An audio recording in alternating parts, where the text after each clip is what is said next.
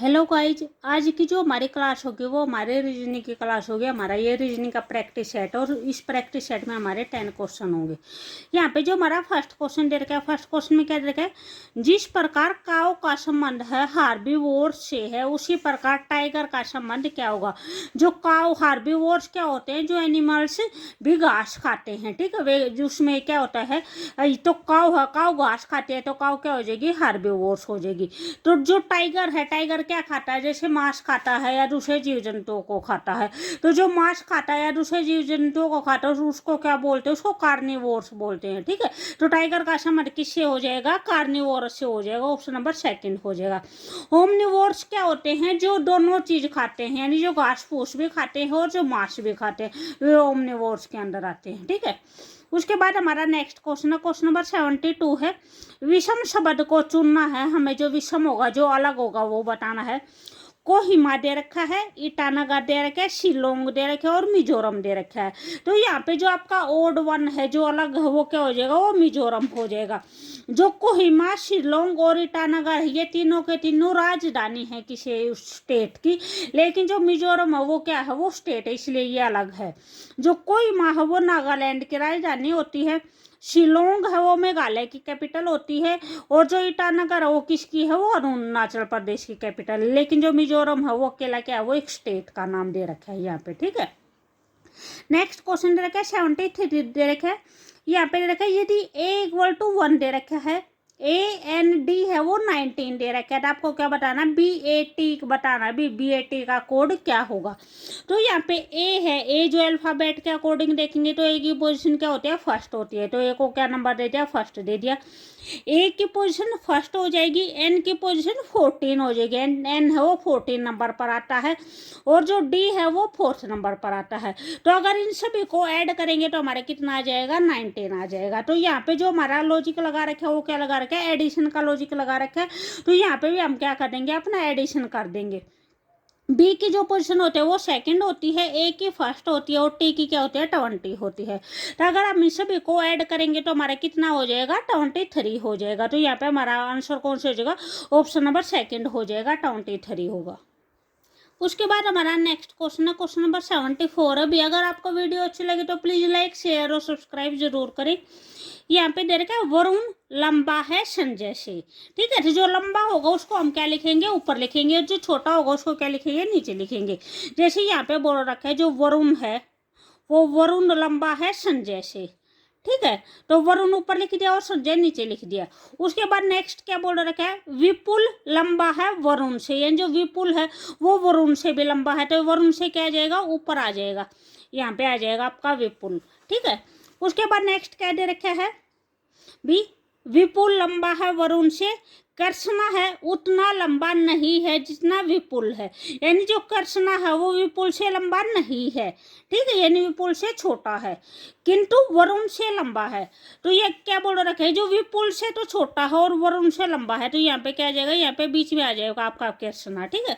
उसके बाद क्या पूछ रखा है, तो सबसे लंबा कौन होगा। तो सबसे लंबा यहाँ पे हमारा कौन सा हो जाएगा, विपुल हो जाएगा। तो ये हमारा कौन सा ऑप्शन है, हमारा ऑप्शन नंबर 3 है, विपुल हो जाएगा। उसके बाद नेक्स्ट है, यदि मेरा दायां हाथ दक्षिण दिशा की ओर है और मेरी पीठ किस दिशा की ओर होगी, ये पूछ रखा है। तो इसमें क्या करेंगे, हम अपने डायरेक्शन बनाएंगे। जैसे यहाँ पे मैं अपनी डायरेक्शन बना रही हूँ, ठीक है। ये हमारा दक्षिण है, ये हमारा क्या हो जाएगा, पूर्व हो जाएगा, यहाँ पे हमारा पश्चिम हो जाएगा, और ऊपर क्या हो जाएगा, उत्तर हो जाएगा, ठीक है। तो अब इन्होंने क्या बोल रखा है, जो भी मेरा दायां हाथ है वो दायां हाथ दक्षिण की साइड है, तो दक्षिण यहाँ पे है, तो दायां हाथ इस साइड होगा, तो बायां कहाँ पे चला जाएगा, बायां ऊपर होगा।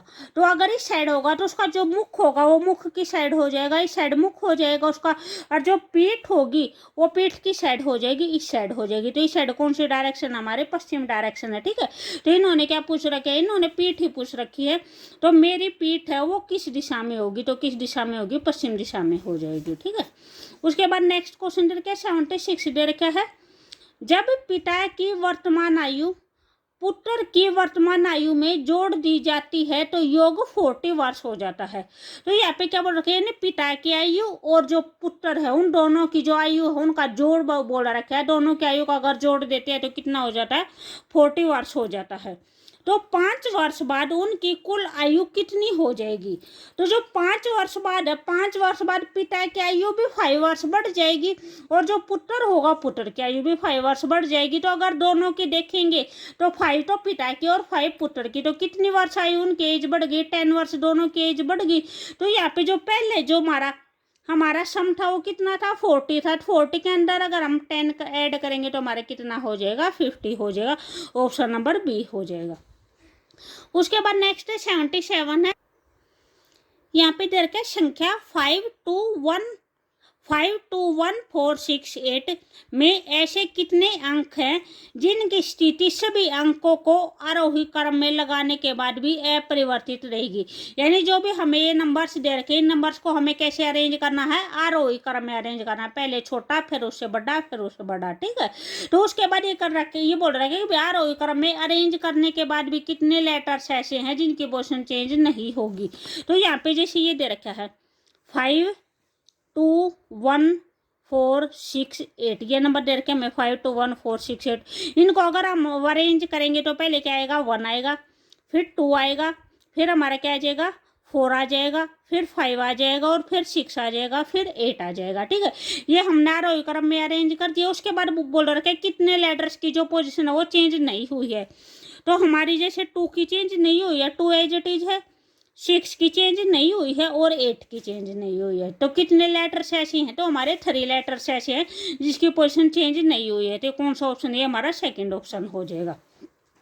उसके बाद नेक्स्ट है 78 देखा। 78 में बोल रखा है कि जो भी क्वेश्चन मार्क के स्थान पर कौन सा अंक आएगा, यहाँ पे पूछ रखा है यहाँ पे कौन सा आएगा।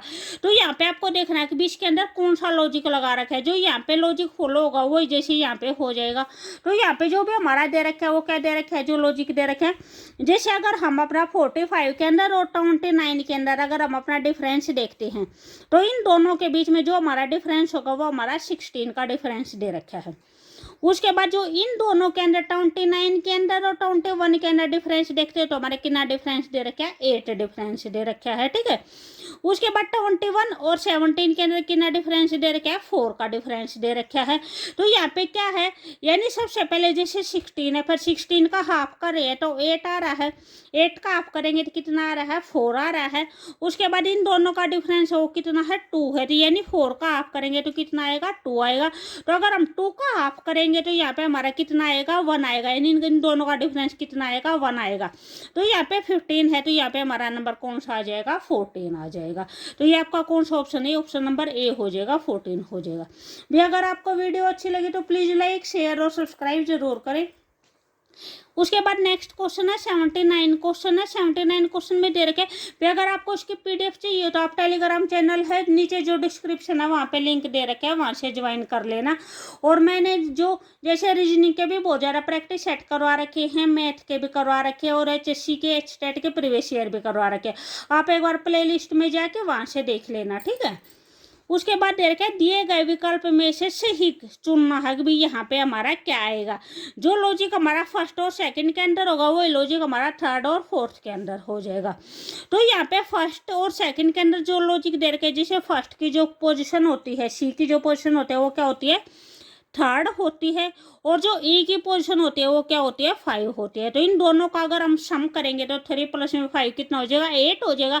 तो 8 का क्या करेंगे, स्क्वायर करेंगे। तो 8 का स्क्वायर कितना होता है, 64 होता है। तो यहाँ पे भी सेम हमारा वही लॉजिक हो जाएगा।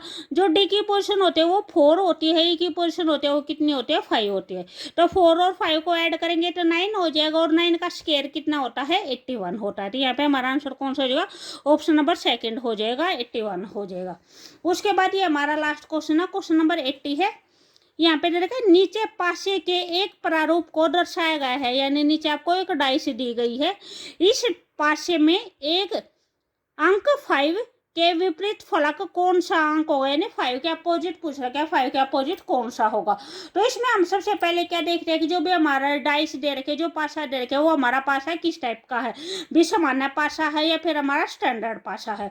तो इसके लिए हम क्या देखते हैं, भी जो भी हमें डिजिट दिए गए हैं उन डिजिट का हम सम करके देखते हैं। जैसे यहाँ पे इसके पास ये है, 3 प्लस में 6 करेंगे तो 9 हो जाएगा, 6 + 5 करेंगे तो 11 हो जाएगा, और 5 + 3 करेंगे तो 8 आ जाएगा। ठीक है, तो यहाँ पे जो भी हमारा स्टैंडर्ड पासा होता है, स्टैंडर्ड पासे का किसी का भी जो स्टैंडर्ड पासे की जो कंडीशन होती है, ये हमारे स्टैंडर्ड पासे की जो कंडीशन उसको फॉलो कर रहा है। स्टैंडर्ड पासे की जो कंडीशन होती है उसकी कंडीशन क्या होती है, जो भी हमें सामने जो भी नंबर्स दिखाई दे रहे हैं, जो सामने फेस दिखाई दे रहे हैं, उनका किसी का भी सम वो हमारा 7 नहीं आता है। ठीक है, जो भी यानी उनका जो अपोजिट होते हैं, अपोजिट का सम कितना आएगा आपका, 7 आएगा स्टैंडर्ड के अंदर। तो ये हमारा एक स्टैंडर्ड पासा है, यहाँ पे किसी का भी सम 7 नहीं है।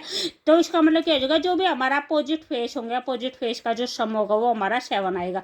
तो इन्होंने पूछ रखा है, यानी 5 का पूछ रखा है, 5 के अपोजिट में क्या होगा। तो 5 के अपोजिट में हमारा क्या आ जाएगा, 5 के अपोजिट में हमारा 2 आ जाएगा। तो फिर 5 + में 2 कितना हो जाएगा, हमारा 7 आ जाएगा। 3 के अपोजिट क्या आएगा, 4 आएगा, 3 + में 4 क्या हो जाएगा, 7 हो जाएगा। और 6 के अपोजिट क्या आएगा, 1 आएगा, 6 + 1 क्या हो जाएगा, 7 हो जाएगा। तो जो भी हमारा स्टैंडर्ड पासा होता है उसके जो अपोजिट फेस होते हैं, उन अपोजिट फेस का सम कितना होता है, 7 होता है। ये हमारे स्टैंडर्ड जो डाइस होती है उसकी कंडीशन होती है। तो यहाँ पे जस्ट 5 का पूछ रखा है, तो हमारे 5 के जो पासा है उसके जो अपोजिट साइड हो गई उसमें क्या आएगा, 2 आएगा। तो ये हमारा कौन सा ऑप्शन है, ये हमारा ऑप्शन नंबर 4 है, 2 आ जाएगा। ठीक है, ओके बाय।